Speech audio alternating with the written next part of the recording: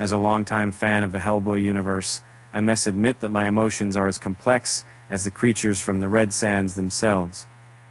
On one hand, Guillermo will feel that the Hellboy spirit is led by disinflation of all things. With a new corporate said, the Tor's interpretation of Hellboy was nothing short of a visual masterpiece.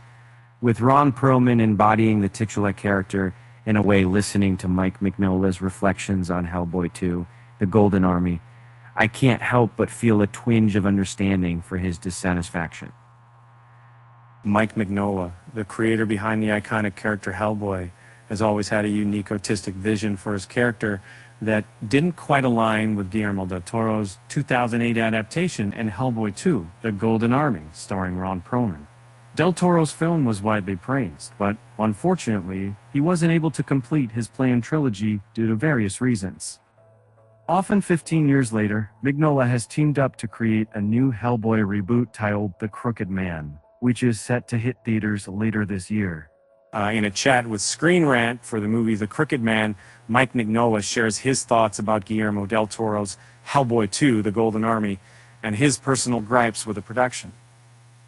Mignola explains that he felt his 3-month involvement in the film didn't make a difference, as none of it seemed to influence what eventually reached theaters. Expressing a preference for independence, Mignola says, "I enjoy working in solitude to create work I can manage." He does not detail the specific issues he had in the movie, but Mignola acknowledges that his problems with Hellboy II, The Golden Army, stem from his personal experience working on it, rather than how viewers perceive the film. As a devoted fan, I must confess that the second movie left me feeling quite disheartened. It's my personal predicament, and I admit I struggled to find a balanced view of the film. And frankly, I encountered some issues with the film, which left me thinking if only I had spent those 3 months in pre-production at my studio, I could have created a couple of comics that would have perfectly aligned with my vision.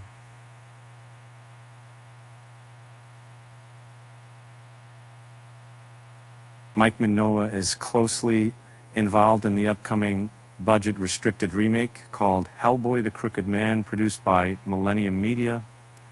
He collaborated on the film's script with director Brian Taylor Human and author Christopher Golden. The Crooked Man deviates from the tone of Del Toro's trilogy, focusing more on the horror elements of the story, rather than the previous installments. However, this is a book Underman lead actor Jack Kesey from Deadpool 2 has described The Crooked Man as the most authentic Hellboy adaptation yet. In my perspective, this film is undeniably terrifying, and it's a faithful adaptation of Mike Mignola's comics like no other before. He's genuinely thrilled about it.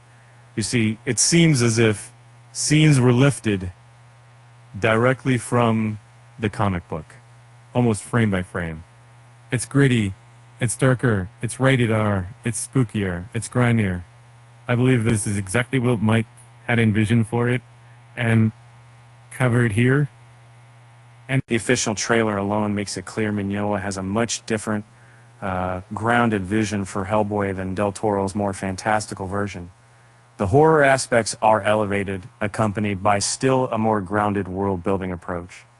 Granted, the production quality and overall tone seem like a step down, a byproduct of it having a much smaller budget and a creator to make the project as different as possible to what audiences have grown accustomed to.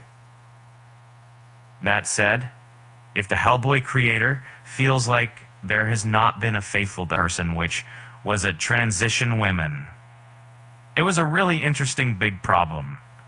As the adaptation of his work, then maybe The Crooked Man could surpass admittedly low expectation. And separated in every way and said, and temple, and everyone who commits, and temple, and separated it. And for many people, all low friends to live. Autumn